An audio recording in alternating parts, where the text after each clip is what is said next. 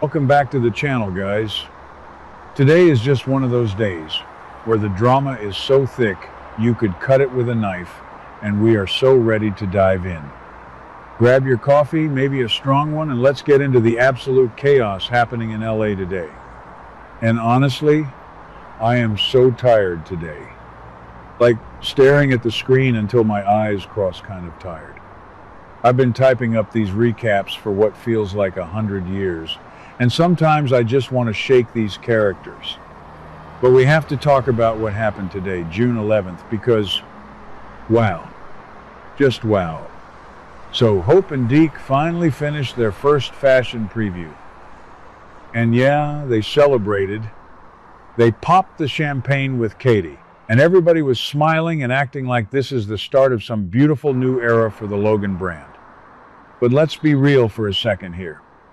Who actually believes this is going to end well? Not me. I mean, maybe I'm being too harsh. Maybe I'm just cynical after watching this show for so long. But Katie is radio silent right now. And that is never a good thing when it comes to business in this family. So Deke and Hope are just sitting there, waiting for official feedback. And waiting. And waiting. It's so awkward. You guys know how Hope gets when she doesn't get immediate validation. She starts spiraling. And I don't blame her, honestly. She's put so much on the line lately. Remember a few weeks ago, back in May, when Liam was breathing down her neck? He was begging her to leave Forrester and go to Logan, and Hope was fighting it. She was trying to push Brooke into the co-CEO spot just to save Hope for the future from Steffi's wrath. But now she's doing this preview thing with Katie, and it feels like the other shoe is about to drop. Bad news is brewing. You can just feel it in the air. Production delays are coming. Katie is apparently going to have a lot more criticism than Hope ever expected. And what was Katie thinking? Inviting them to celebrate and then just ghosting them with the official review? It's cold. It's so cold.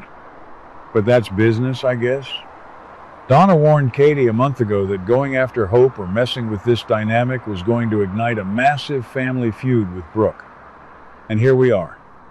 Hope is going to find out about these production delays, and she is going to be so disappointed. Hope hates delays. She hates when things don't go exactly to her vision. She's not going to like what she hears from Katie. At all. I can already picture the pout, the sighs, the dramatic staring out the window at the Forrester or Logan offices. It's going to be a mess. A total mess. And you just know Liam is going to swoop in with his "I told you so" face, which is the absolute worst face he makes. But wait, it gets crazier. Because while Hope is stressing out over production schedules and Katie's sudden boss energy critiques, someone else is making a comeback. Fanny. Yes, Fanny. The French singer. Remember her? If you don't, let me refresh your memory because this is actually hilarious and so petty. So, Fanny had this perfume line at Forrester Creations the last time we saw her. It was a whole thing. But then Hope and Carter took over the company, or that division, anyway, and they basically shoved Fanny and her perfume out the door so they could hire Daphne instead. Daphne, who is currently dealing with all her own heavy stuff with Carter right now, bless her heart. But yeah, they tossed Fanny aside like yesterday's trash.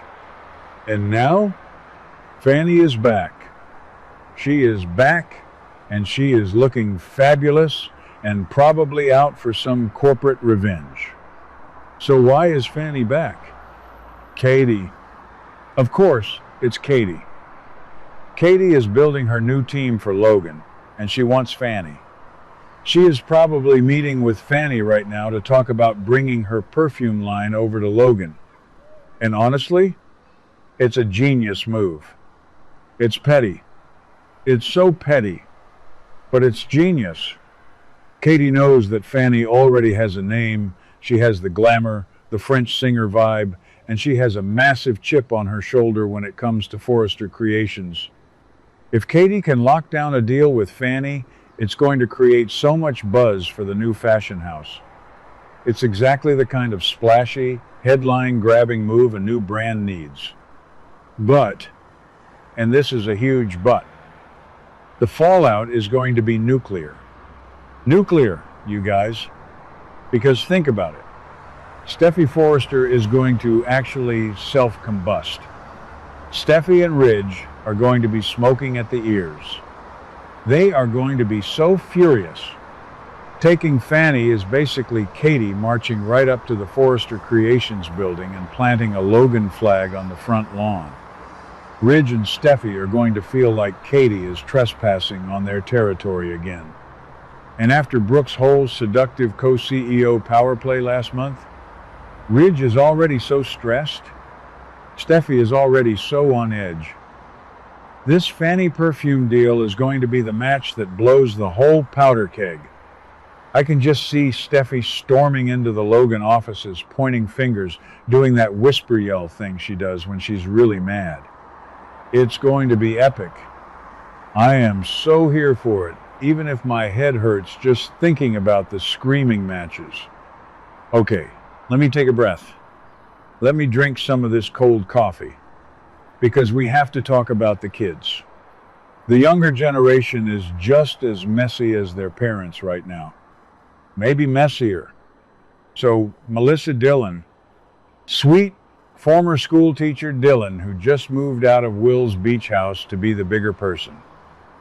Dillon is getting ready for a date. Good for her, right? She deserves some fun after all the Ivy manipulation and the Will heartbreak. But guess who the date is with R.J. Forrester? Yes, R.J.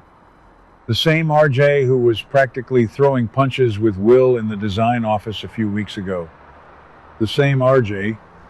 who has been kissing Electra's hands and trying to win her over with his whole Massimo Marone aggressive charm routine. And here is where it gets so sticky. Dillon promised Electra.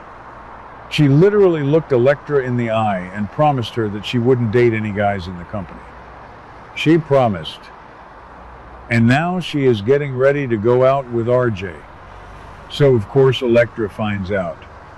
Electra is questioning her about this night out.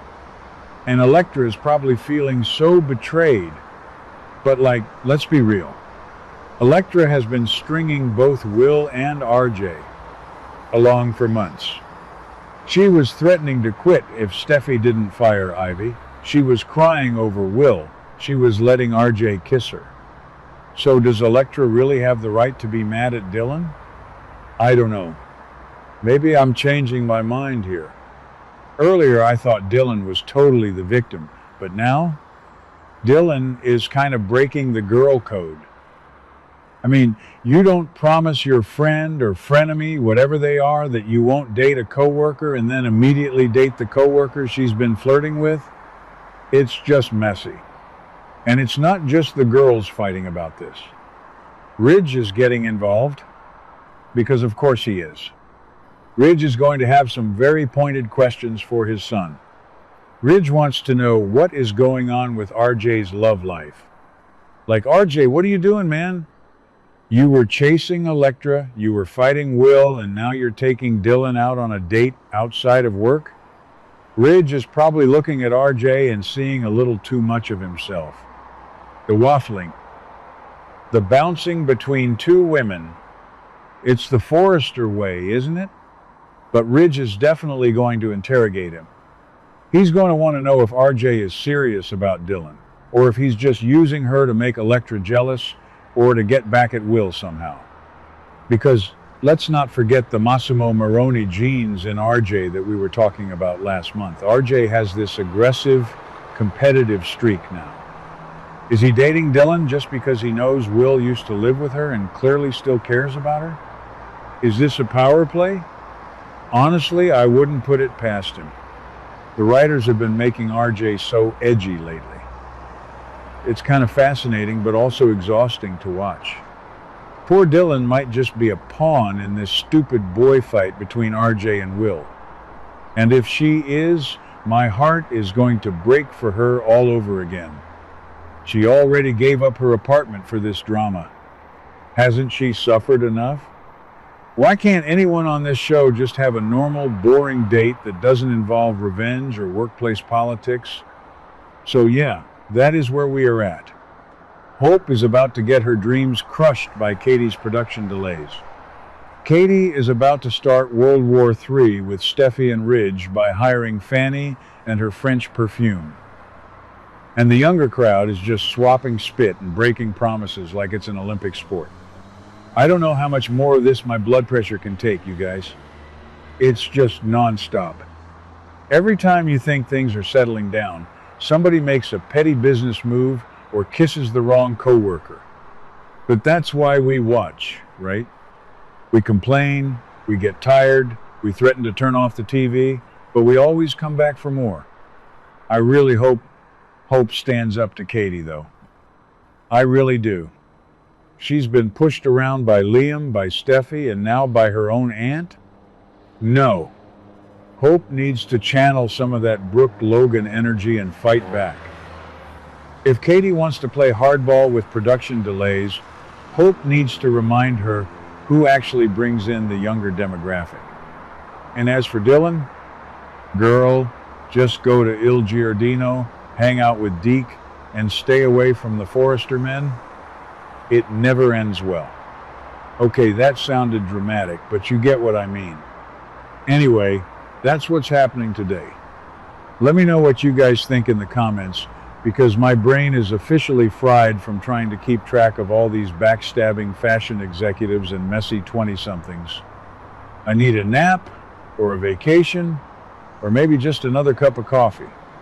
See you tomorrow. What do you guys think about today's drama? Let me know your thoughts in the comments below. Don't forget to like and subscribe for your daily dose of bold and beautiful news. See you in the next video.